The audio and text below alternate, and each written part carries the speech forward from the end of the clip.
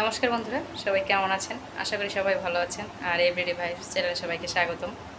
তো আজকে আপনাদেরকে একটা দুর্দান্ত রেসিপি তৈরি করে দেখাবো, যা দেখলে আপনাদের খুবই ভালো লাগবে।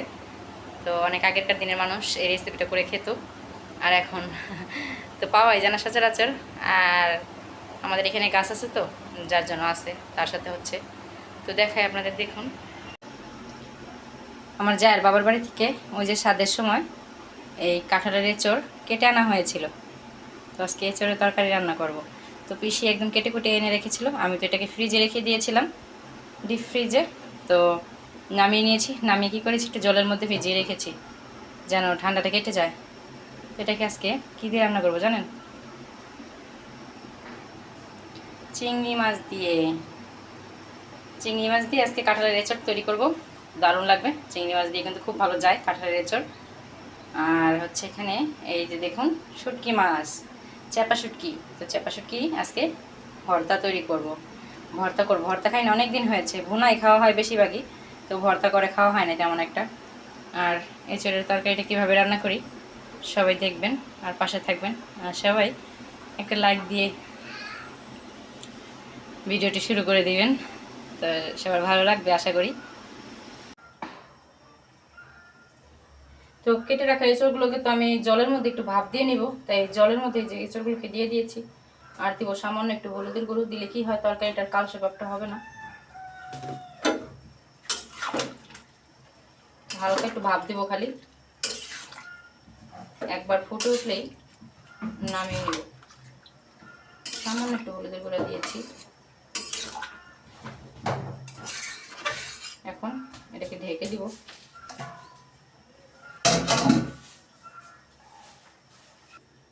আর এদিকে আমি চিংড়ি মাছগুলোকে তো একদম ভালোভাবে বেছে নিয়েছি, যতগুলো আনা হয়েছিল ঠিক ততগুলোই নিয়ে নিয়েছি, একদম ধুয়ে পরিষ্কার করে নিয়েছি। তো এঁচড় তো সেদ্ধ বসিয়েছি, তারপর রান্না বসাবো। কাঁঠালগুলো তো ভাপ দিয়ে এই যে ঝরিয়ে রেখেছি ঝুড়ির মধ্যে করে। আর এদিকে এদিকে কড়াই বসিয়ে দিয়েছি, এখন তেল দিয়ে দিব, দিয়ে চিংড়ি মাছগুলোকে আগে ভেজে নিব। তেলের মধ্যে এখন মাছগুলোকে দিয়ে দিব আমি। হলুদ আর লবণ মাখিয়ে নিয়েছিলাম, দিয়ে দিলাম সব মাছগুলোকে, দিয়ে এখন ভালো করে ভেজে নিই। মাছগুলোকে তো ভেজে নিয়েছি, এর থেকে আর কড়া করে ভাজবো না, নামিয়ে নেব এখন। এদিকে মাছগুলোকে তো ভাজা হয়ে গেছিলো, উঠিয়ে নিয়েছি আমি। এই যে সাথে এখন তেলের মধ্যে আলুগুলোকে ভেজে নিব। কয়েকটা আলু দেবো, বেশি দিব না, অল্প করে।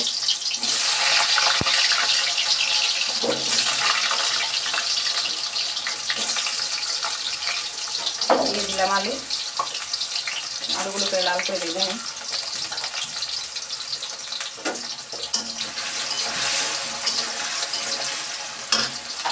হলুদ দিব না, এইভাবে ভাজা করব।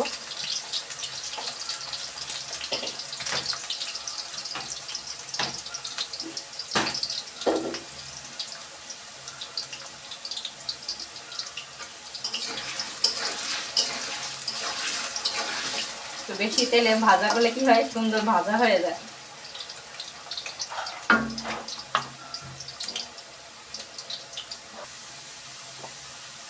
আলুগুলো তো ভাজা হয়ে গেছে, সব আলুগুলোকে তুলে নিব। আলুগুলো সুন্দর ভাজা হয়েছে, হলুদ দেয় নেই তো, যার জন্য হচ্ছে এমন কালার দেখা যাচ্ছে, কিন্তু খুব ভালো ভাজা হয়েছে।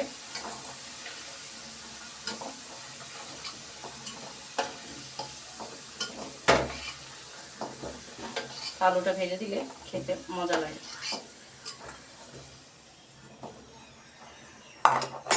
আর এখন দিয়ে দেব জিরে ফোড়ন। তো জিরে ফোড়ন দিয়ে দিলাম। এখন দিব কয়েকটা তেজপাতা, আর দিব পেঁয়াজ কুচি। তো এই যে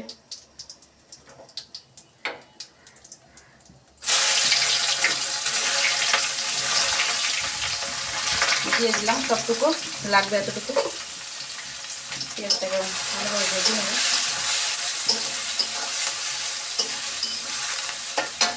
এর মধ্যে দিব একটু লবণ,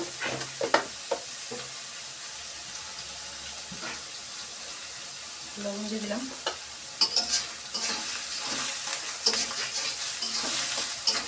পেঁয়াজটা ভাজা হোক। পেঁয়াজটা তো ভাজা হয়ে গেছে, এখন দিব একটু আদা রসুন বাটা সামান্য পরিমাণে। এই যে 2 কোয়া রসুন দিয়েছি আর অল্প একটু আদা দিয়েছি। পেঁয়াজের সাথে সুন্দর করে ভেজে নিব, কাঁচা গন্ধটা চলে যাবে। আর দিব কয়েকটা কাঁচামরিচ, এই যে খুন্তির সাহায্যে কেটে দিলাম। খুব দ্রুত হয়ে যায় যখন মনে থাকে না, মনে না থাকলে আমি এইভাবেই করি, তাড়াতাড়ি হয়ে যায়।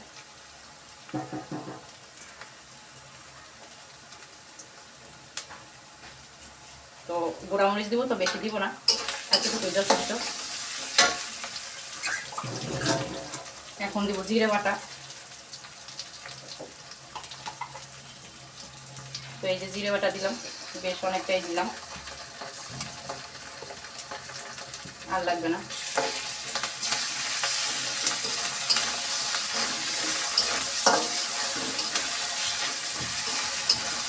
মশলাটাকে ভালোভাবে ভাজলে কাঁচা গন্ধটা সরে যায়। মশলাগুলো ভাজা হয়ে গেছে, এখন দিব হলুদের গুঁড়ো, মরিচের গুঁড়ো, অতিরিক্ত ঝাল দিব না, দিয়ে এখন জল দেব সামান্য পরিমাণে মশলাটাকে কষানোর জন্য। এতটুকু জল দিয়ে এখন মশলাটাকে ভালোভাবে কষাবো। মশলাটা তো কষানো হয়ে গেছে, আলুগুলোকে দিয়ে দিলাম।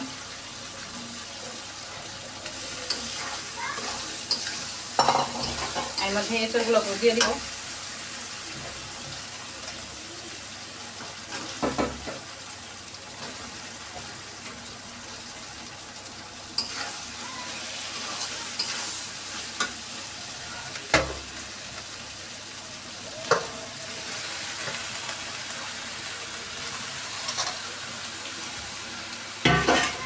দিয়ে দিলাম সবগুলো, দিয়ে এখন মশলার সাথে একটু কষিয়ে নেব।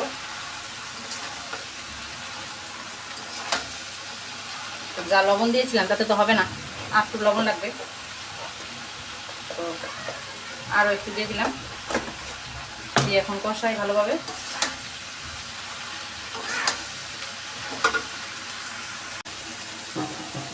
এঁচড়টাকে তো কষানো হয়ে গেছে, খুব ভালোভাবে কষিয়ে নিয়েছি। দেখুন এই যে তেল বের হয়ে গেছে।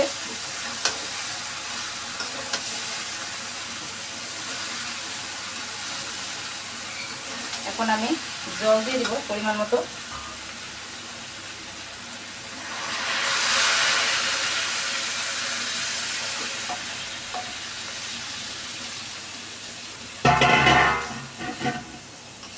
তো আর একটু লাগবে জল।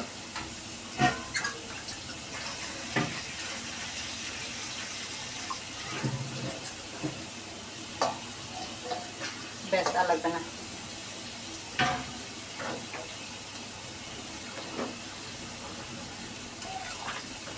এখন ফুটে উঠলেই পরে চিংড়ি মাছগুলোকে দিয়ে দিব আমি।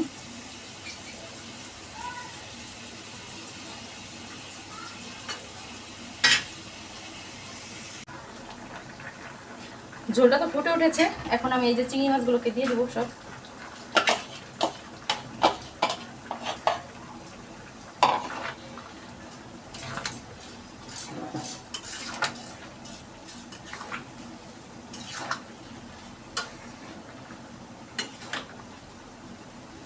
দিয়ে এখন আমি তরকারিটাকে ঢেকে দিব।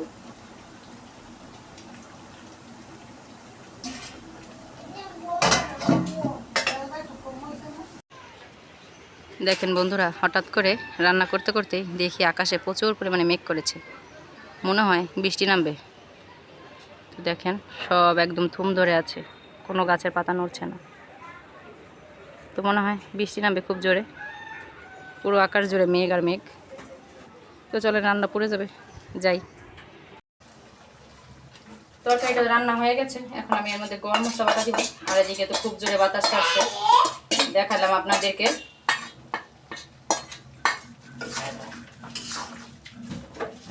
নামিয়ে নিব আমি, হয়ে গেছে। এঁচোড় রান্না। শুটকিগুলোকে ভর্তা বানাবো, তার জন্য এখানে হচ্ছে ভেজে নিতে হবে। রসুন, কয়েকটা রসুন দিয়ে দিয়েছি। এখন রসুনের কোয়াগুলোকে আগে ভেজে নিব।